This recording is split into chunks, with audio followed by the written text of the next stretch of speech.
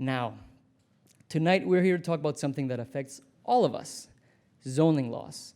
Now, I know this might not be the most riveting topic to discuss, especially for those of us who are not urban policy nerds, but the implications of zoning are enormous for the shape of our cities. So whichever side of this debate you're on, whether you love or hate zoning laws, my hope is that tonight you'll leave with a better understanding of how zoning affects your life and the lives of everyone you know. Now, I want to thank quickly two organizations that made it possible for Nolan to be here today in Vancouver, so Abundant Housing Vancouver and Happy Cities. Thank you so much for your support. And give him a round of applause. Yeah.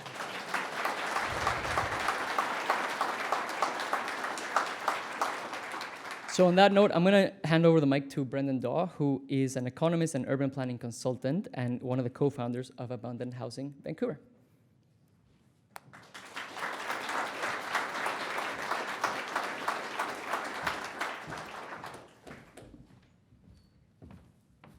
Do you have a moment to hear the good news about housing? Hi there, my name's Brendan. I'm with Abundant Housing Vancouver, which I co-founded back in 2016. We were, a lot of people who were interested in the fact that the rent was quite high. We'd like it to be lower. And so we got together and decided to stop complaining about it and try to do something about it. In those years, since we started Abundant Housing Vancouver, we've helped organize walking tours to go talk about good zoning and bad zoning. There's a lot of bad zoning. We've had events such as this. We had a great event with Scott Wiener in 2019. We've had pub nights, coffee nights, just trying to get the conversation going. And I'd say that since 2016, we've had a lot of success in getting the conversation going about restrictive land use, about NIMBYism, about all the forces that I think are very much making us collectively poorer and worse off and damaging our total futures. And so, we're an organization, we'd like to see more housing is at the root of it. So I thank you all for coming. I'd really like to thank Nolan for flying all the way up here from Los Angeles, and I do recommend you get a copy of his book. Might be doing signings later. They're on for sale just over there at the table. In the event that you're interested in finding out more about Abundant Housing Vancouver, do make sure to sign up for our mailing list. We've got a little table over there, so that'd be great. So yeah, thank you everyone for coming. Thank you to the library for helping us put this on, and thank you to the Happy Cities for their support in helping make this event happen.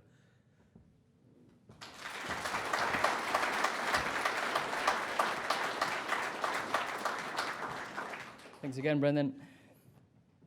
And now it's my pleasure to introduce tonight's speakers. So Nolan Gray is the research director at the California YIMBY, and he's an expert in land use regulation. He's currently completing a PhD in urban planning at UCLA, and he's a widely published author whose work has appeared in top publications like The Atlantic, Bloomberg City Lab, and The Guardian. Let's give him a round of applause.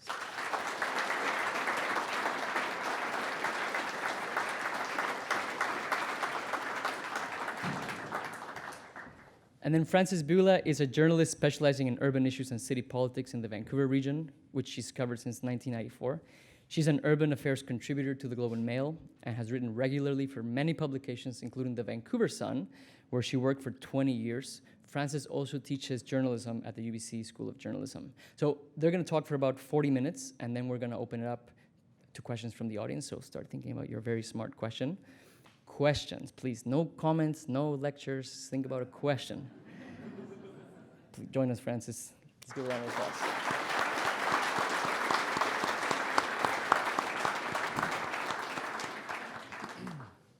Oh, this is great. How many of my Twitter followers are here? Okay, so then you'll have a sense of how things are going to go here. This is very exciting. When they asked me to host the conversation with Nolan, I was like, I follow him on Twitter all the time.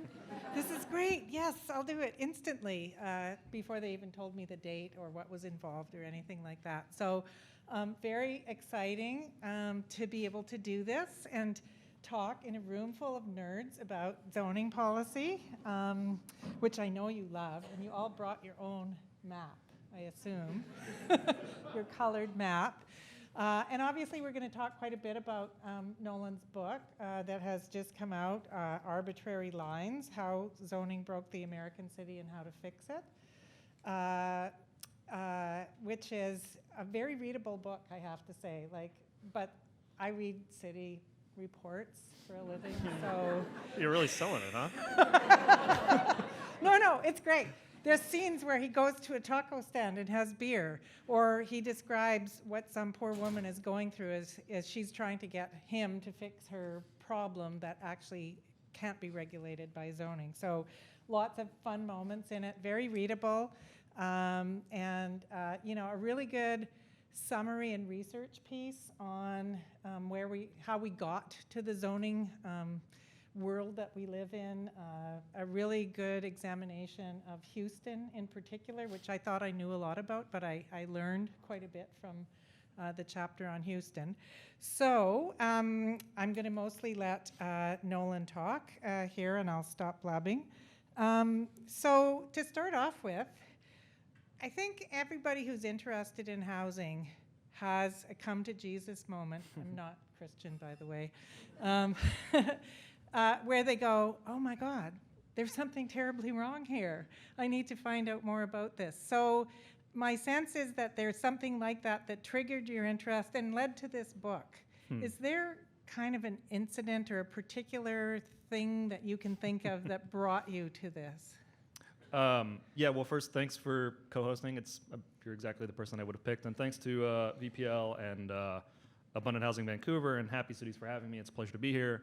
Jorge, we can go ahead and lock the doors until we resolve Vancouver's housing crisis. Everybody brought snacks. I think, like a lot of other folks who get drawn into YIMBY, I was increasingly seeing a situation where a lot of people in my generation just didn't have a path to homeownership. And I think it starts off somewhat maybe selfish, there's no housing stock that I can actually afford in the neighborhood where I can have the type of lifestyle that I want. And then you start reading about these rules and you realize that a lot of people have been affected by these same rules, particularly marginalized people in the US context, Black and Hispanic Americans. They've been in this similar situation like this for decades because of these rules. And now we're in a situation where you have this critical mass of people who just don't have a path to ever having permanent, stable housing in a community that meets their needs. Maybe that's walkable or bikeable or transit accessible. So it wasn't really one thing. I think it was, it was a slow boil. Although I got the sense that your 2 years spent as a planner in New York and watching people struggle with the system, took you beyond just your personal situation. Oh, totally, yeah. I mean, getting yelled at public hearings for 2 years will also radicalize you on zoning. Yes. Yeah.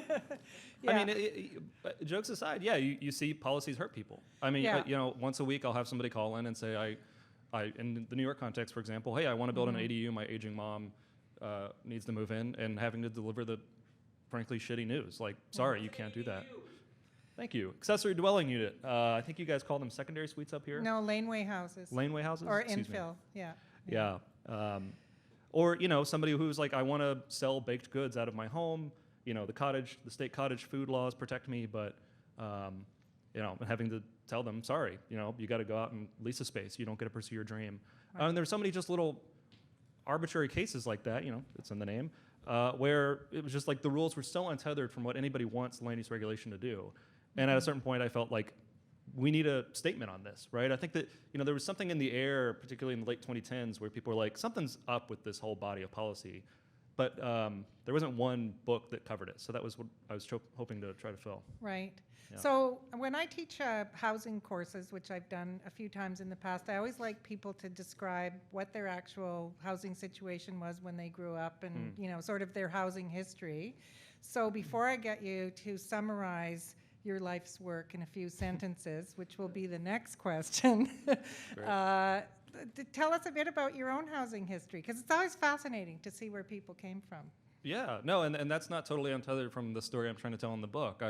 I grew up, in a pretty comfortable, normal, middle-class suburb in a growing city, Lexington, Kentucky, and that, actually somewhat famous among planners because it's the first urban growth boundary in North America.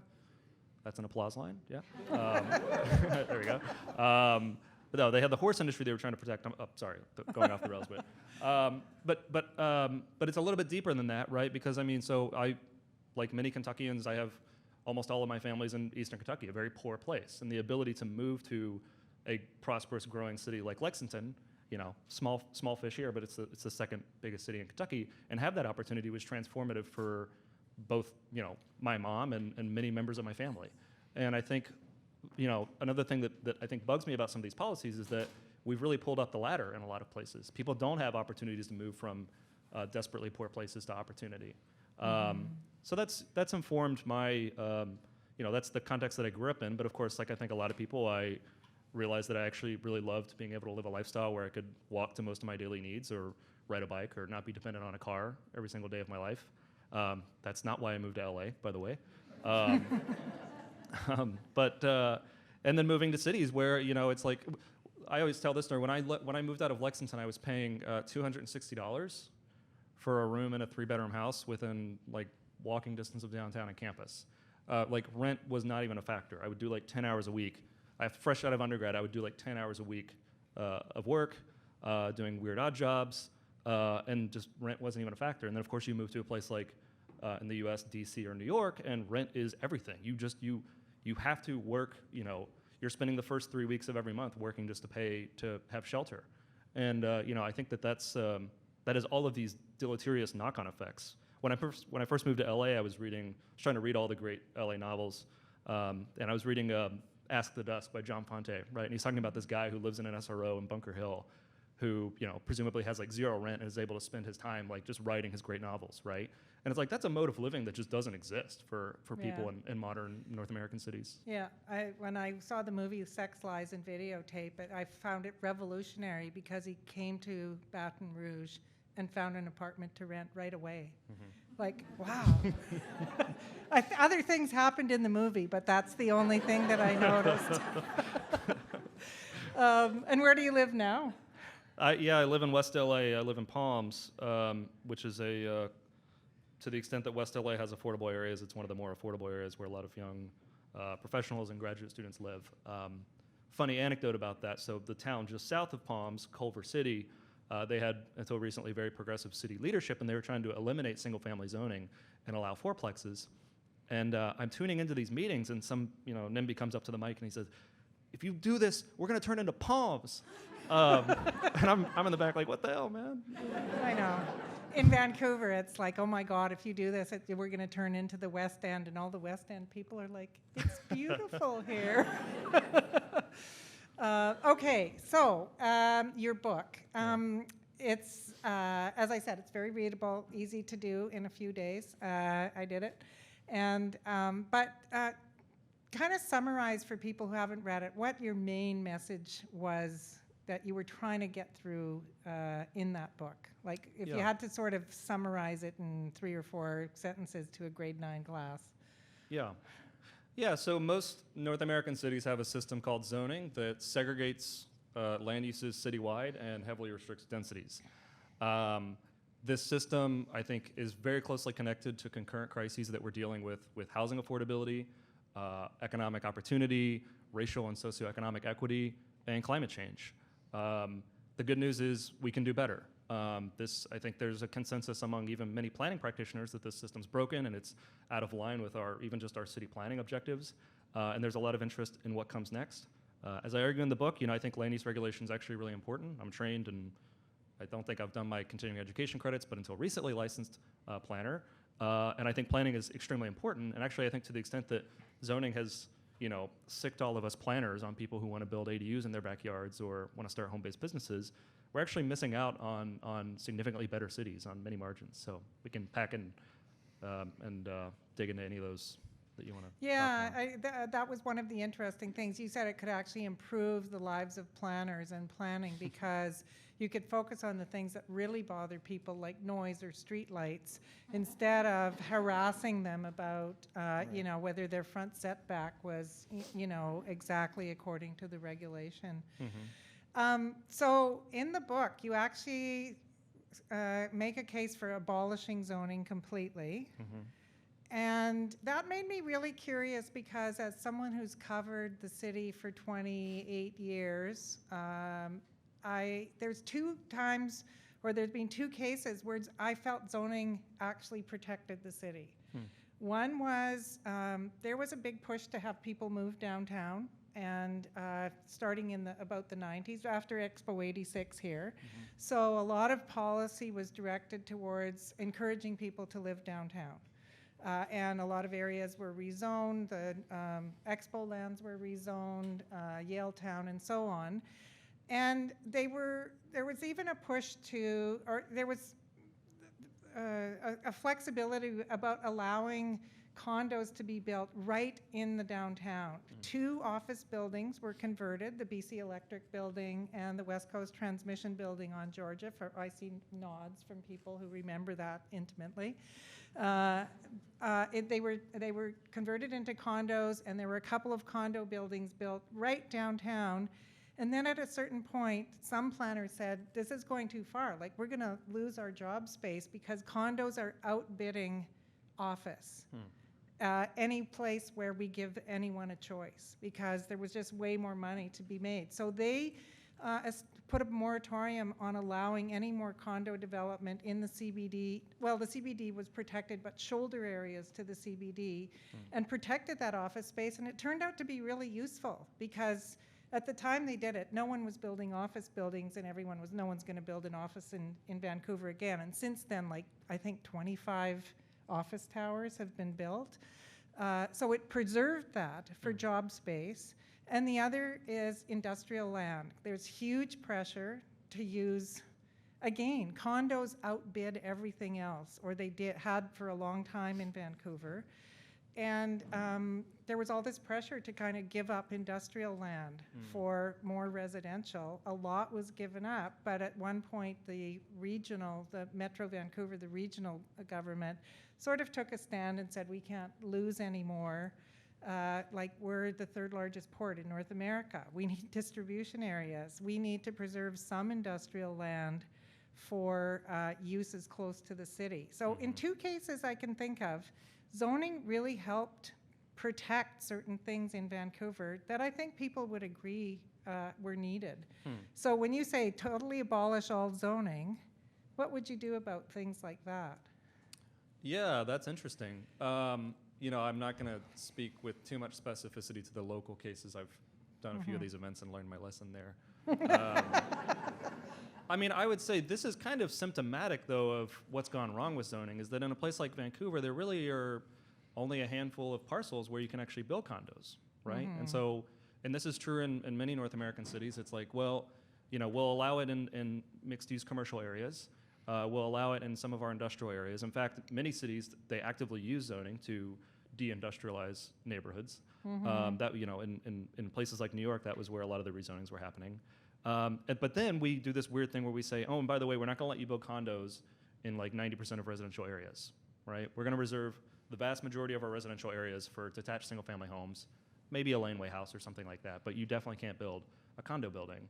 So we have, you know, we've basically created a situation where all of these different uses have to compete for a very small amount of land. In this case, I guess in downtown, it was office spaces having to compete with condo buildings. But that was a context of artificial scarcity for condo-zoned land, causing that crisis. Okay, that's a good answer. So you're still on my side on this? Yeah. Okay. Okay, but I mean, I have to say, I did see like the huge drive to try to get condos into the downtown and what it took to resist that. And I hear it at various times that if there isn't some kind of control imposed, then people rush to whatever the most profitable thing is. That I'm boring Gordon, oh dear.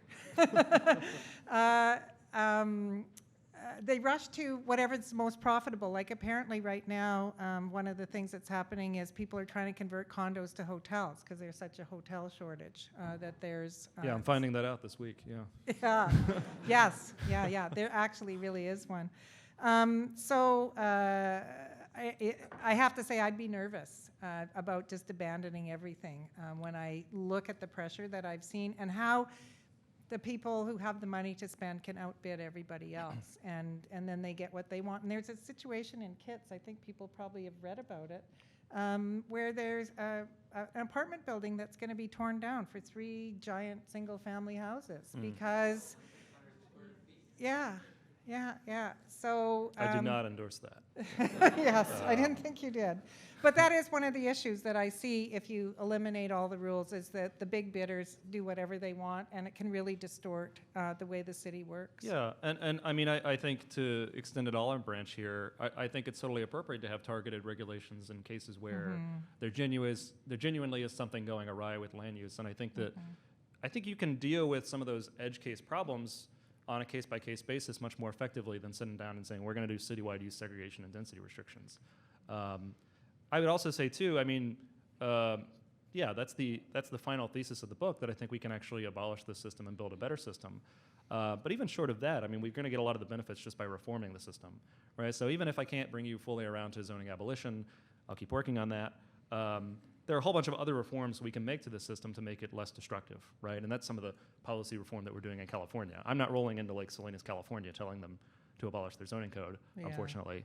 But they might be like, cool, well, we can get rid of parking mandates, or we can legalize low-rise multifamily in our residential neighborhoods. Right. And that gets you a lot of the way there. Yeah. This is a bit of an oddball one. I won't spend too much time on it. But one of the things I do see also that contributes to the high cost of housing is building regulations.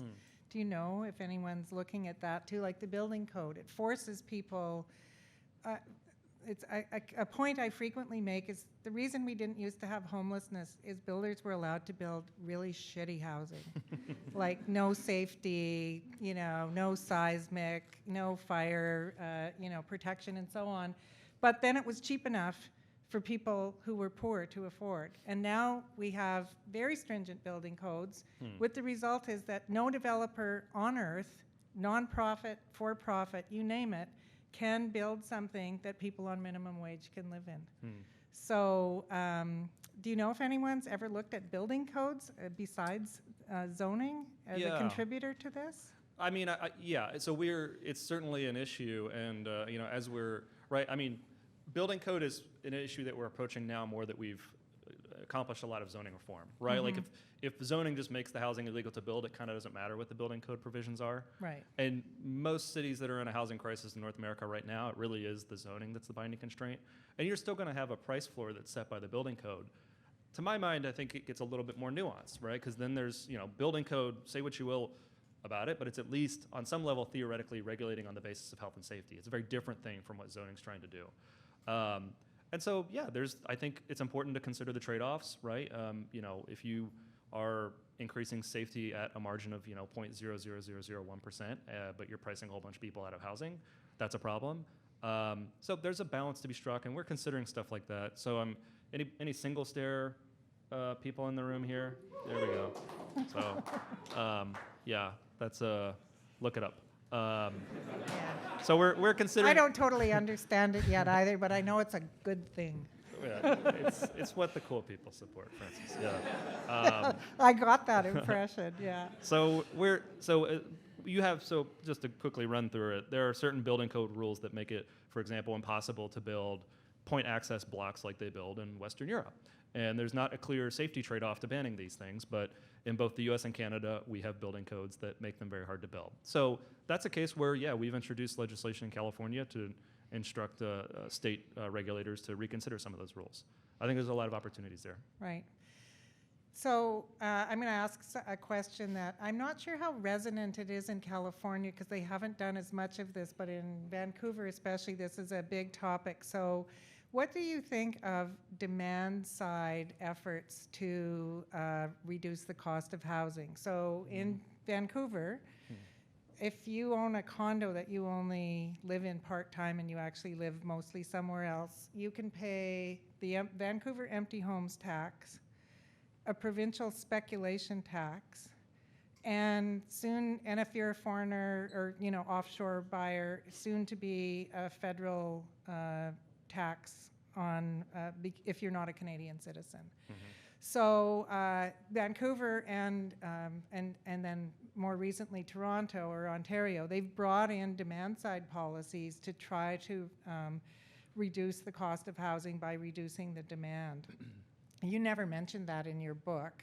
I presume because it's not a big deal in California or most of the states that you've looked at, but it is a big deal here in Canada. So what are your thoughts on that? Yeah, as an American in Canada, I will not endorse any taxes on foreigners. I'm strongly opposed. No, I mean, you all do have a unique problem where there's a lot of foreign money coming in and buying up units, and potentially some of them are being kept vacant. I mean, to the extent that it's bringing the terms of the discussion back to an issue of supply and demand, I think it's basically healthy. There's some data to suggest that some of the measures that have been taken into Vancouver have helped on the margins. Not to dismiss that, but I mean, at the end of the day, the problem with Vancouver housing markets is there's a significant shortage of supply, right? And if you actually look at, like, when you ask investors, like, why are you doing this? So for example, in the US, we have this situation where institutional buyers are buying up a lot of single-family homes. And this is kind of weird because single-family homes are pretty high maintenance costs. Historically, they weren't these things that institutional buyers wanted to bother with.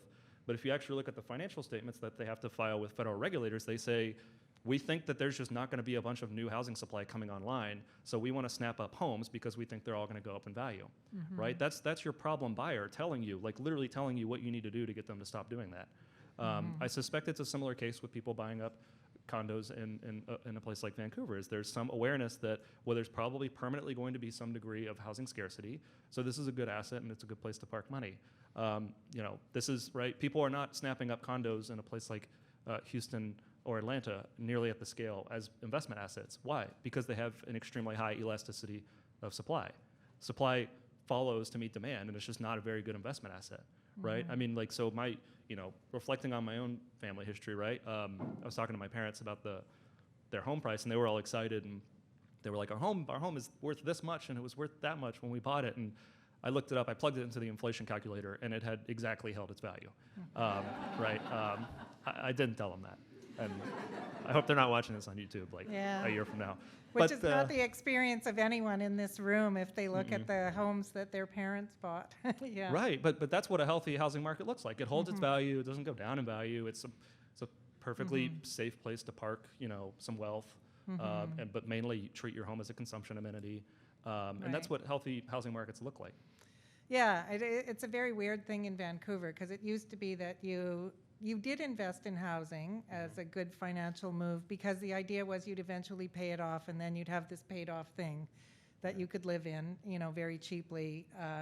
But then people got used to the idea that not only were you going to pay it off and it would increase at the rate of inflation, but that it would double, triple, be 10 times the price. And now if you tell people, oh no, maybe you can't have that, they're very outraged and say that they're being deprived of something that they worked very hard for.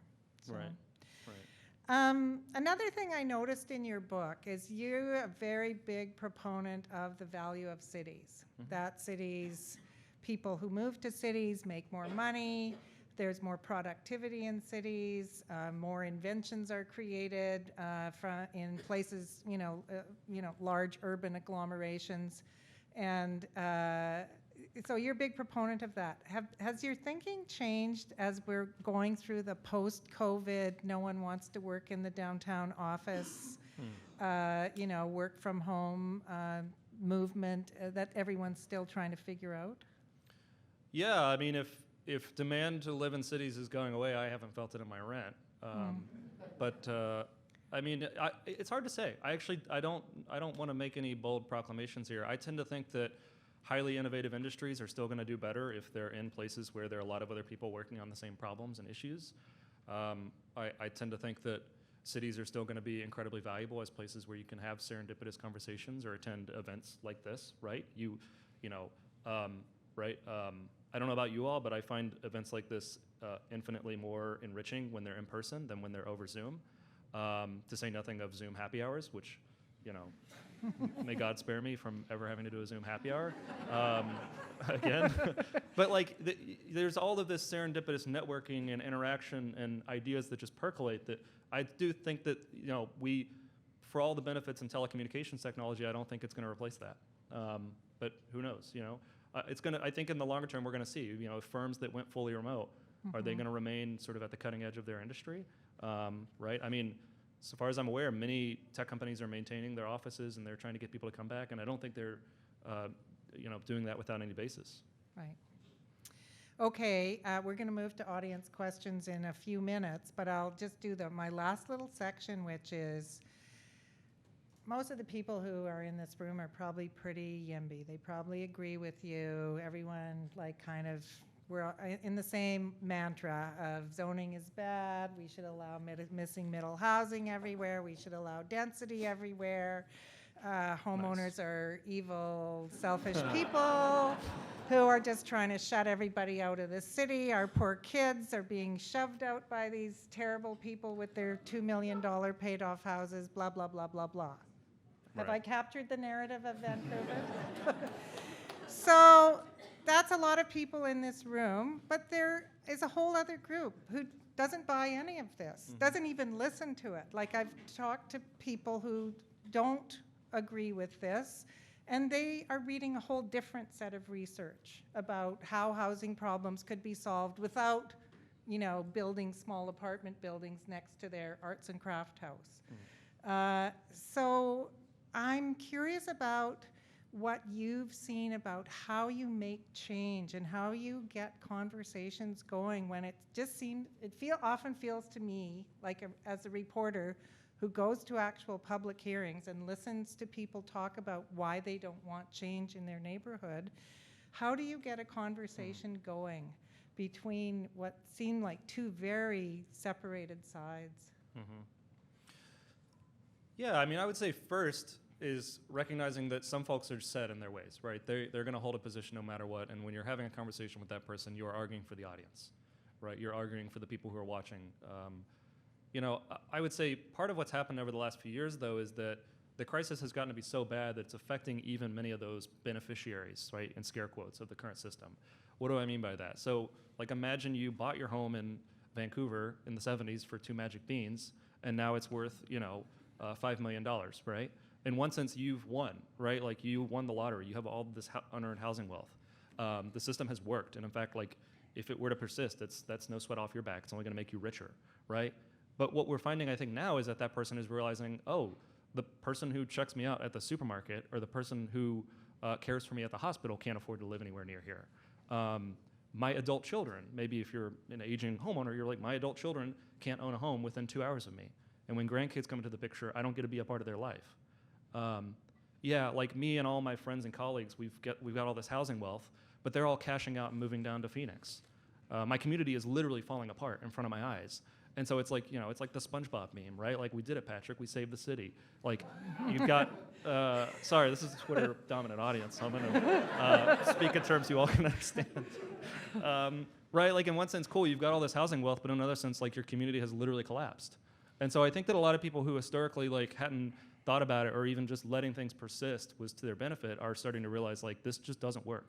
Or in the California context, you leave your house and you see people living in tents and under overpasses. And you gotta, your ethical sense has to be pretty broken before you're like, but I made $1 million this year, or the last 5 years of home price appreciation. So it's good that that's happening, right? I mean, do you see signs that it's changing and that people are swinging over like that? I mean, in the survey data in California, and I'm actually seeing this in more cities now, yeah, people are saying housing affordability is their number one issue. Or then they say housing affordability, and then they say a variation of housing affordability, which is homelessness. Right? Those are consistently becoming two of the top quality of life issues that people report when you ask them in metropolitan areas. And so, yeah, I think people are absolutely feeling it, and I think even many of the beneficiaries of the status quo are realizing this is unsustainable, and it's harming them. Jorge's letting me know that I have 5 minutes left, and I had a lot more questions, but I actually think I'm going to wrap up my questions now. Because I'd love to hear from all of you about your questions. As a reporter, I always find it more interesting to hear from people out in the real world rather than myself. And as a planner, I love being yelled at. So. It's a requirement for the job, isn't it? 15-minute city stuff. Right? I'm going to turn it over to the audience, and we don't have a roving microphone, so you're going to have to get up and yell. And I will repeat the question partly to capture it for the recording. And also for anyone who doesn't, if you're not a good yeller, some of us are very good at it. We'll go to the audience questions. So I see a hand up over there. Hi, I can't see. You're in the dark. Oh, hi. Question for you around the broader macroeconomic picture. So, looking at what's happening in California, adoptions of permissive zoning standards across the United States, as we're seeing increases in labor force friction, climate change events, major impacts societally, do you see anything in the data, or do you feel that there's a first mover advantage for cities, urban agglomerations that move to permissive zoning faster? Okay, so the question was, is there any evidence that cities that are moving to more permissive zoning, you know, Minneapolis, Portland, all of Oregon that are allowing ADUs, triplexes, duplexes, and so on, is there any sign that there's distinct economic, climate, whatever advantages? Did I get that right? Yep. Okay. Yeah, that's a great question. We've been trying to parse that out. I think of the YIMBY era reforms that really begin in 2016, 2017. I think it's probably going to be really hard to draw a price effect out of that.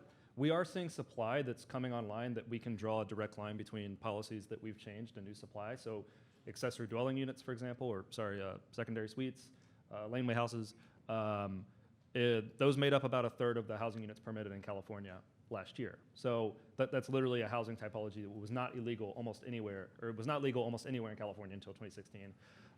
So a little bit of an unsatisfying answer. I think it's hard to pick up price effects over such a small time frame. Meanwhile, like we've had all macroeconomic data for like 2 years of that is like kind of useless.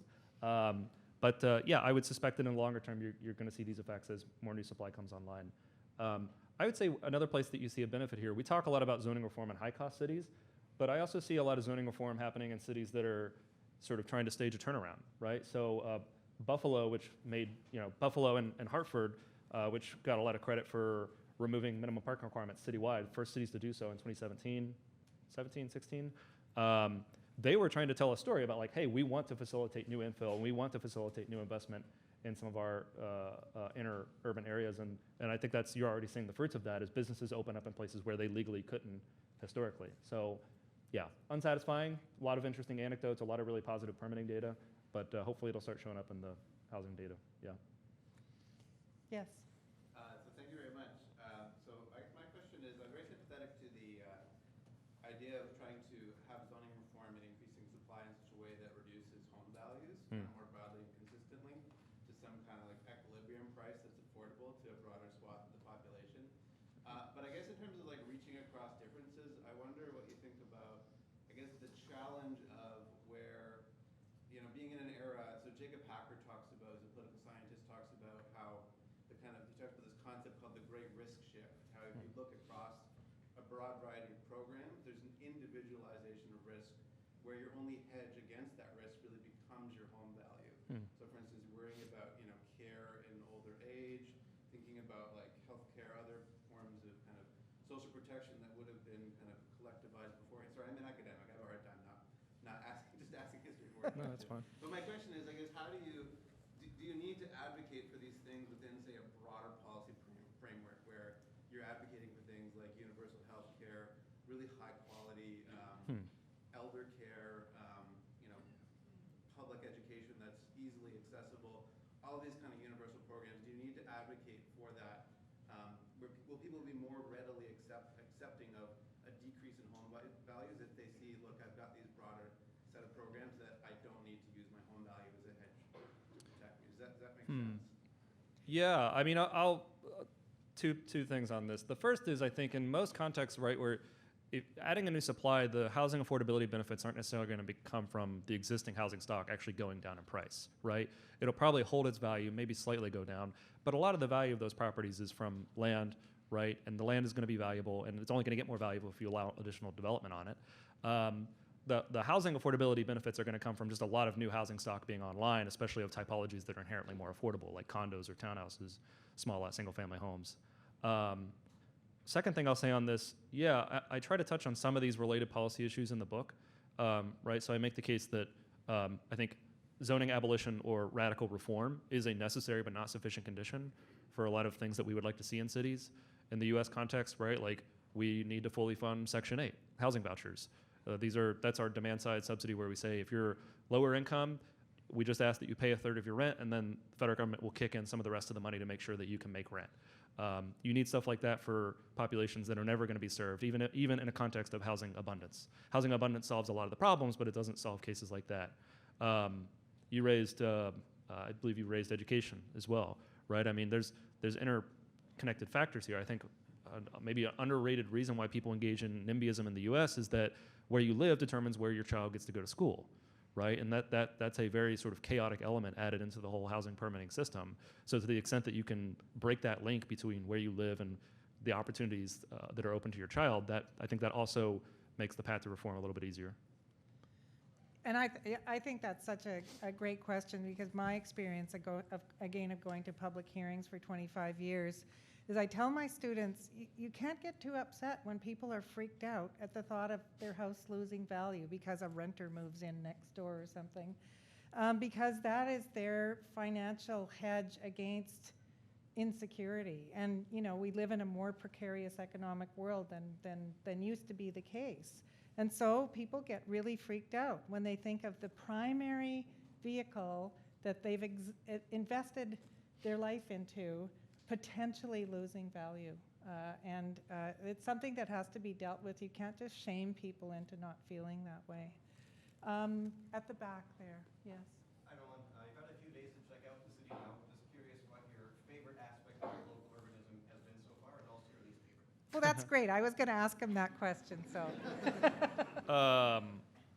Yeah, I think Vancouver's just a fantastic city. It's been great being up here. But I'm taking him to Southeast Vancouver to rows and rows of Vancouver specials. Just letting you know that. I kind of like the Vancouver special. I mean, I'm a dingbat defender, so I don't have standards. No, I mean, I think for sure Vancouver needs to be building a lot more housing. I do see a lot of high quality housing stock coming online in many of the right places. I think the TOD is really robust and impressive. I think folks here are reckoning with some of these problems maybe in a more serious way than I see in many California cities, which I actually find very encouraging. I mean, here we are on a Wednesday and it's a room full of people who want to hear about zoning. That can't be a bad sign. Like I always tell this joke, like zoning was historically the thing that if you wanted to get out of a conversation, you say like, I do zoning, and then the person has to go use the bathroom mysteriously. But so there's a lot of interest in this issue. I see a lot of smart things being done with right-of-way design. Of course, every city can do better, but I see a lot of encouraging signs. The things that freak me out is that, like most other North American cities, it's just illegal to build the housing that you need in the vast majority of the city, especially in higher opportunity areas. Hopefully we're on track to fix that. I'm going to go to you, and then I see a hand back there in the third row, and then I'll come to you, okay? Go ahead. So some critics of zoning are approaching it from skepticism of government involvement and idea that the market will sort of sort things out. I'm somewhat skeptical of that position, so I'm curious, what is the role of government in the post-zoning era for shaping the urban environment? Yeah, no, I mean, I think that the government actually still has a leading role to play in that. I think that zoning is just a very peculiar sort of misguided attempt to do that. So in the book, I suggest a few things. One is getting actually really serious about nuisance regulation and impacts. I think there are a whole host of quality of life issues that local governments kind of negligently ignore. Noise is one that I talk about a lot. Noise really affects people, and it I think trickles into their views on whether or not they want commercial near them or multifamily. And to the extent that we can say, hey, we're taking that seriously and we're going to do things to make sure that you're not impacted that way, I think people maybe feel less compelled to engage in NIMBYism. Of course, also the regional and municipal governments are still going to be dictating the terms of growth just by infrastructure planning, right? So this is a sort of peculiar feature of U.S. planning, at least. I encounter so many suburbs where they have really sophisticated zoning ordinances that like detail the minor elements of how a home can and can't look like and which types of home-based businesses you can and can't have, but then they won't have a streets plan. They won't have like a long-term plan to like scale up sewer or a long-term plan to acquire space for parks and libraries, maybe before the land prices get above and beyond what they could possibly pay. So, you know, this is something I argue in the book, that to the extent that zoning has sort of distracted us from a lot of these core city planning functions, I think there's actually a lot of upside for a lot of really positive government intervention on the other side of this thing. And you're still going to have to, you know, engage in a lot of regulation of specific nuisance uses, right? I mean, I talk about this in the case of Houston. They identify a whole bunch of different nuisance uses that actually just bug people, right? Like, you know, you can kind of do whatever you want in Houston, but you can't drill for oil in your backyard. You know, and that's a concession that I think I can live with. Or, right, like you can't open a strip club within so many feet of schools or churches. You know, like they do a bunch of small things to deal with the truly kind of nuisance uses. Sorry if there's any strip club aficionados here that bug people, but to my mind, that's the way to approach it, rather than saying like, we're going to say where the corner deli's going to go and we're going to say where you can build apartments. Right, and the example that you had in your book that struck me was, you know, commercial uses are sort of generally allowed or generally banned, and yet there's no differentiation between a small bakery that's just selling a few things and a large production bakery that's running a giant fan that's making people's building next door vibrate. Right. Yeah. You had a question, the third row there, and then I'll come back to you. So I'm the child of Dutch immigrants. My parents came here in the late 50s. Most of my relatives are in the Netherlands. So I'm born and raised here in Westminster. My wife died in the Delta. I bumped into some Dutch tourists at Canada Place about a year ago. I heard their accent. I speak a bit of Dutch, and we started chatting. They're appalled at our homeless problem and our house prices. There were those first two questions, and they asked me why that was, and I said, well, it's complex. I said, I can't answer that in one sentence. But I have most of my relatives in the Netherlands. Some are fairly wealthy, some are middle or below income, but they all live fairly well. I've had an aunt and uncle that passed away now, that lived in row housing, had a new car every 2 years. They were renting, and they rented their whole life, but they lived a good life, you know. And I saw their place, and I would, you know, my wife and I would die to have a place like that. It was a townhouse compared to a condo, and they lived a really simple, moderate life. So my relatives would come over here even years ago, and they said, why do you guys talk about housing so much? You're obsessed with it. I said, well, I don't know. I said, there's never enough of it. You know, and so what good is having all this supply if somebody else comes and buys it all up? I mean, just keep going. I grew up on Canby Corridor here. You know, I mean, so I don't have an answer to that. So what are they doing differently? They're a little bit more socialistic than we are. What are they doing differently? Because a lot of my cousins, they don't even worry about it. You know, so what is countries like Germany, Denmark, and these countries doing differently that we're doing here in Vancouver? And if you could answer that in one sentence, that'd be great. Yeah, thanks for the question. Yeah, I mean, there's a lot of policy differences between Canada and the Netherlands. I mean, in the book, I talk a little bit about what we can learn from how other countries do zoning. And I want to stress, I mean, as I've sort of mentioned a couple times in the Q&A, there are a whole bunch of other policies that feed into guaranteeing housing affordability and sustainable and equitable urban growth. But we look abroad to, you know, a place like Japan or a place like France, where the system is both procedurally and substantively pretty different. They don't have every local government completely writing their own zoning code from scratch. And the codes are generally quite a bit more liberal. They aren't preserving 80% of the city for only detached single-family homes. There's a mixture of housing typologies, and there's a relatively liberal framework for making sure that a range of different types of housing are built. And then, of course, fiscal programs to make sure that some of that housing stock is permanently affordable at below market rates. So it's complicated. I mean, I think, you know, it's funny because I've been doing a lot of comparative planning work, and the zoning regimes that strike me as most broadly similar to the US's are probably Canada and South Africa. That last inclusion should kind of freak you out a little bit, right? I don't know if you knew what they've been up to in city planning for the past 70 years, but it's not good. But these systems, they all reserve huge chunks of the city for really large lot detached single-family homes. And you end up in these situations where there's just not this range of different forms of housing coming online in a range of different contexts. Strikes me as probably not an accident that the US and Canada has relatively similar problems, even if they are at different scales. Thank you.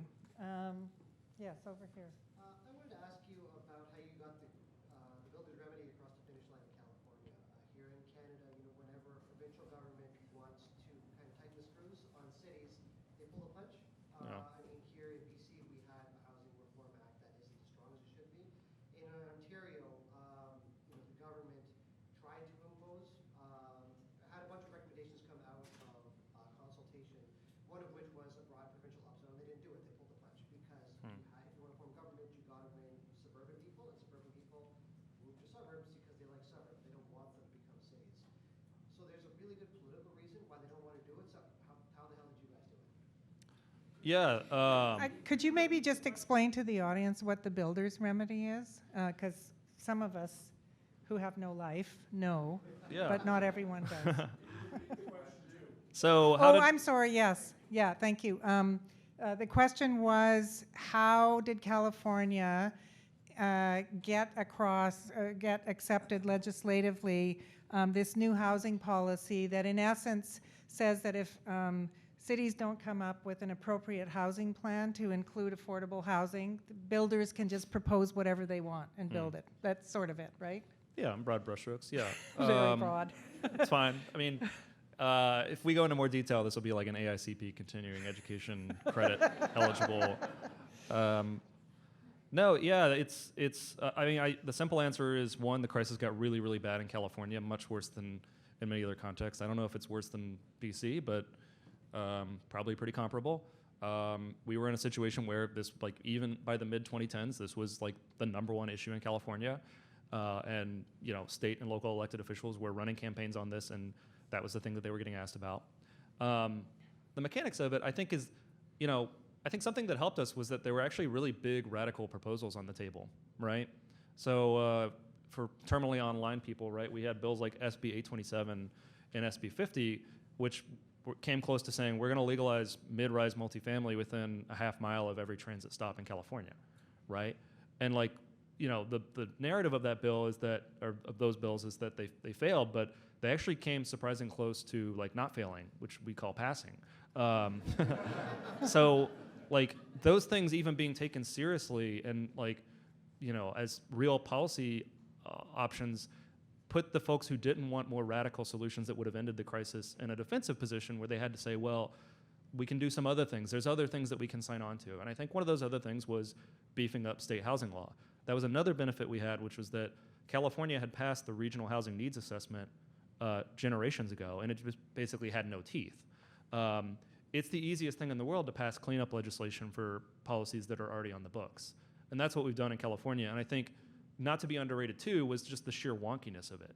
I think a lot of the traditional bastions of NIMBYism kind of didn't realize what we were up to when we were beefing up fair housing law, right?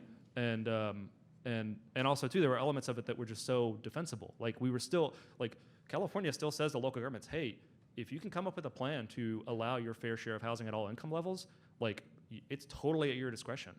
But if you don't do that, if you don't at least make a good faith effort, that's when we're going to intervene. And it's hard to argue with that because, I mean, I'm sure it's a similar thing here, but in California and in the States, we have the local control dead enders who say, well, just let local governments come up with solutions. Local governments are in the best position to reform their own zoning. The problem is like the politics almost never line up to actually make that possible. You need some sort of state nudge. But it was a framework that was just so reasonable that it was hard for anybody but the most extreme NIMBY to oppose. So, Although you did, like one of the things that fascinated me was originally the labor unions were against some of these housing reforms, and then people got them on side. Like I can't quite remember why they were opposed, but it was kind of a fascinating to me, as always, an American example of how people trying to get things done form these very interesting coalitions and bring people who were on one side over to the other. Yeah. Yeah, and we, I mean, part of, I think, what's made that work, and we have great labor support on all of our legislation, is we add prevailing wage requirements and really robust labor protections, right? So the units, unless, other than like very small units where these mandates just don't make sense, when you're talking a larger project, like AB 2011, for example, We said statewide, if a property is zoned commercial and it's on a major corridor, you should be allowed to build mixed income multifamily on that property. And at the scale that you're building, it's perfectly fine to say you got to pay prevailing wages and set up some sort of health insurance program for the folks building that housing. And so yeah, we brought over labor partners who said, cool, you're looking out for our people. We're gonna throw our weight behind this, and that's been key. You know, I mean, it's to the point that was being raised, right? Like there are a lot of folks who have an interest in policy change, and you got to sort of roll with the punches. Yeah. You were next, and then in the orange, yeah. And I'm going to go in the far back corner, and then you, okay? Sorry for pointing. Go ahead. Yes, you had your hand up a long time ago. Dingbats. I actually lived in a dingbat when I lived in LA for a year as a student at USC. And it was fun. It was kind of fairly rudimentary housing, from way back. How do you envision the role of dingbats, given that it looks likely that single stairwell buildings are going to become a reality, and then you can see potentially like a lot more density in that sort of modality? Yeah. Oh, just let me repeat the question, because I don't think even if people heard it, they understood it. So he's asking about dingbats, which is a particular California form of housing where you have the parking underneath the building, like you can drive in underneath the building, and then there's the apartments on top, if I've got it wrong. And he is asking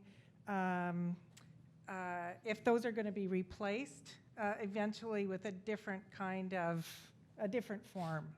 And I think you're asking also, are they useful? Are they still useful? Basically, the reason they were originally built was that in the post-war LA, they were really cheap and easy to build. You didn't dig for parking. And obviously, one of the problems when you have denser forms of housing that's not single family or duplex is you start worrying about where you're going to put the parking. And even when you go carless, there's still going to be some parking.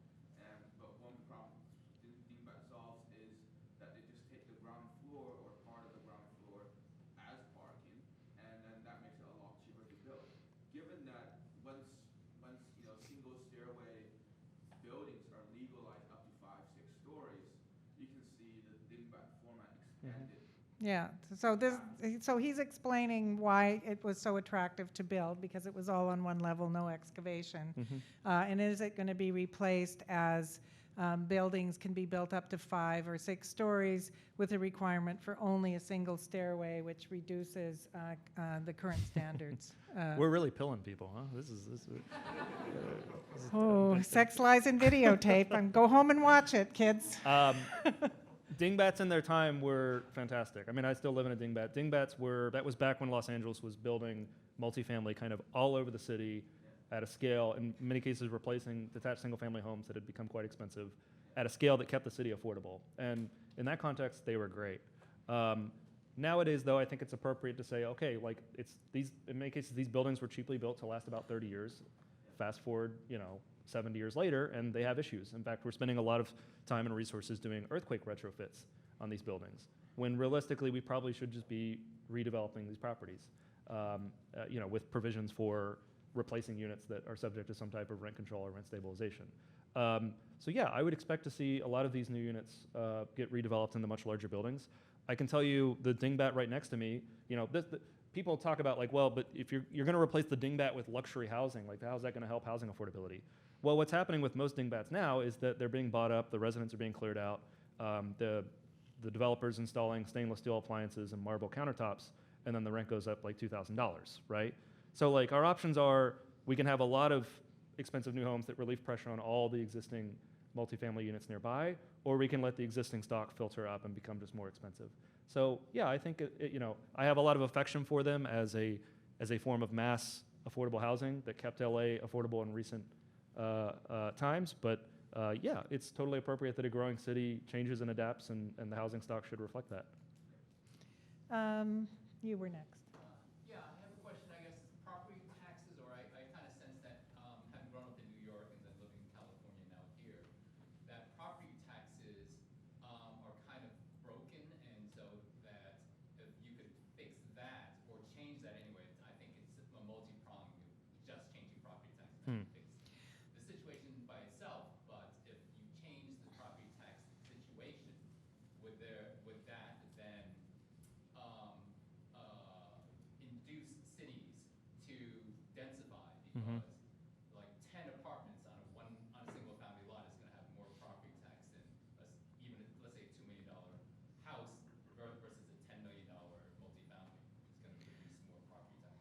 So the question is whether reforming the property tax system would incent cities to allow more density, which I think happens to a certain extent already. I mean, I know Richard Stewart and Coquitlam is, yeah, we love selling to foreign investors. Like they buy all those apartments in 40-story towers. We don't have to provide any services, and we collect all the taxes. So it does happen to a certain extent. But the question was, is there something about the property tax system that could be changed to encourage more density? Yeah. And so you're New York to SF Vancouver. You really hate affordable housing, right? You lived in New York, SF, and Vancouver. Like, yeah, right. Rough situation. Yes. Yeah, I mean, the interaction here with land use planning is tough, right? So in California, we have the system Prop 13 where we decided to randomly shoot ourselves in the foot in the mid-'70s and say we're going to cap property tax growth, which was great for incumbent owners, but made it to where local governments couldn't actually collect property taxes like most normal, healthy local jurisdictions.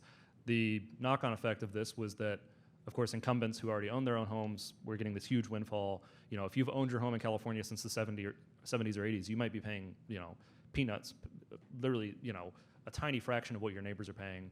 But in California, what went wrong there is it also took away the incentive of local governments to at least allow a little bit of extra density, which they could have recuperated the cost of that through higher property taxes.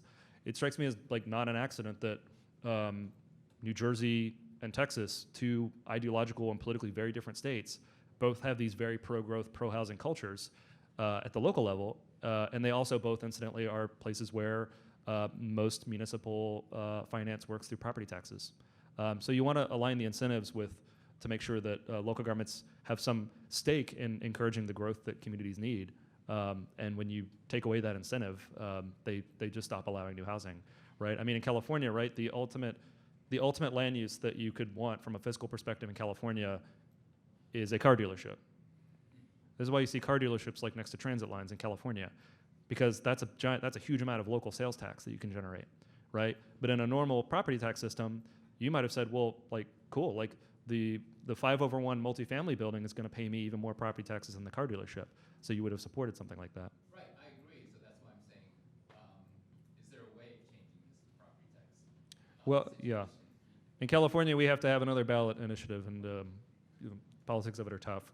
I think there are equal protection arguments that could be made against this because there does seem to be pretty dramatic racial disparities in terms of who's paying what property taxes, because we've structured a system where the longer you've owned your home, the lower the property tax you pay. So, and of course, as California has become more diverse, this has very unsavory racial and ethnic implications. So there are a number of different ways that we're thinking about how do we move past this unhealthy system, but it's tough. I think there was a question in the back there that I was going to take. Yes, go ahead. And then I see you, and then I see you. Okay. Go ahead. Thanks. Question for both you, Frances and Nolan. Are you aware of the changes that New Zealand and Auckland specifically have made over the past decade? Acceptable answer is no. But if so, do you have any thoughts on kind of how to take some of the findings from New Zealand's exercise there and make it part of the broader messaging as evidence for how it could benefit communities in North America to think how higher levels of government might provide guidance on zoning rules and reform? Right. Okay. So the question is, are we aware of the changes that New Zealand has made?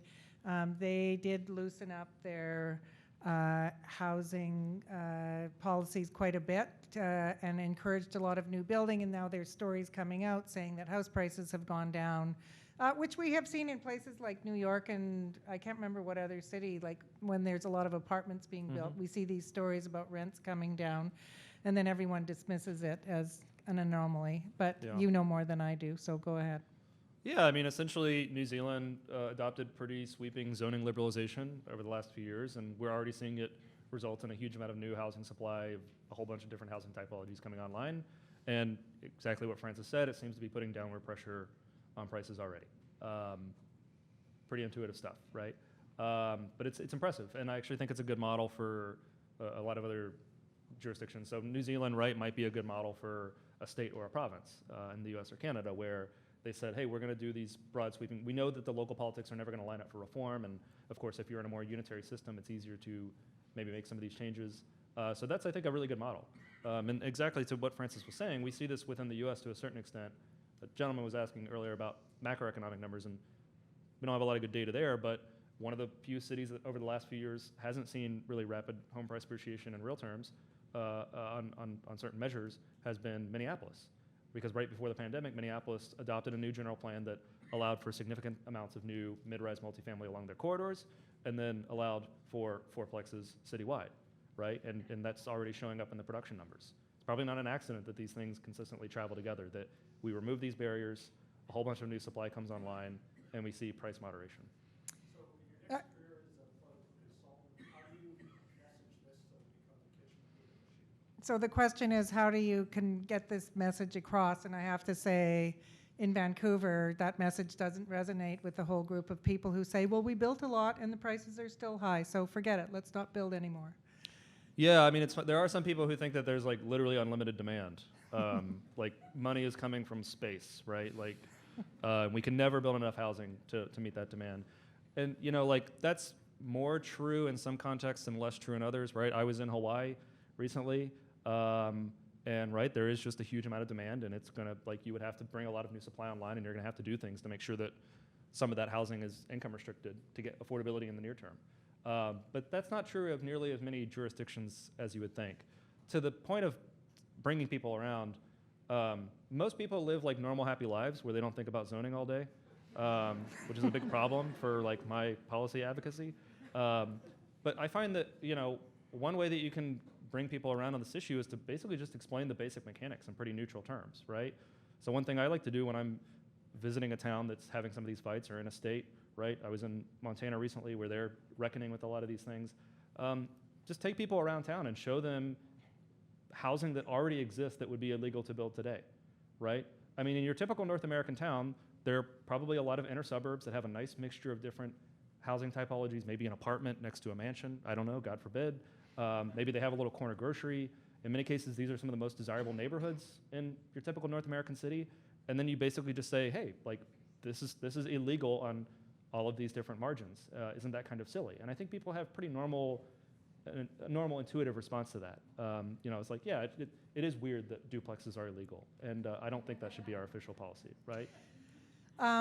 We could go on all night, I realize. I think there's a lot of questions. I keep seeing hands, but I'm going to only take two more questions, one from you and one from you here in the front row. Sorry about that. So go ahead. So, like, saying theoretically that we're able to reform zoning, but a lot of cities have had housing production that's been so low for so long. Mm-hmm. And, you know, for example, in Vancouver, we have a really big trade shortages. And so, like, do you think that it's possible to quickly fix, you know, housing supply just by fixing zoning? So the question is, given that there are a lot of trade shortages, which we're hearing about in BC, and actually across the country as various governments say, we're going to reform housing and get a lot more built, and everyone says, but we're already maxed out. You know, there's no more carpenters left or whatever. So is it possible to make a big change just through zoning, given the labor shortage? Yeah, I mean, so we have seen, you know, the New Zealand is a good case study. There are a few case studies in California, for example, where we've seen you legalize a certain housing typology and we do see a big boom, right, immediately out of that. For example, and I think part of what worked with accessory dwelling units in California was that small general contractors could build them, right? So that was a big pool of labor that was basically building, you know, sheds or redoing kitchens, right? And we said to them, hey, you can actually build homes now. So part of that was like legalizing missing middle typologies unlocked some of the labor that we already have. There are definitely shortages of skilled labor for, you know, any sort of, you know, mid-rise or high-rise construction, and that gets back to where I make this case of like zoning abolition or reform is necessary but not sufficient, right? We also need a pipeline of skilled tradespeople, and that's a whole other policy area that I'd put my foot in my mouth if I said too much about what we should do there, but it is a problem for sure. Great, thank you. Go ahead. Hi, Nolan and Frances. She didn't actually ask maybe two questions, but say in an ideal world, you know, tomorrow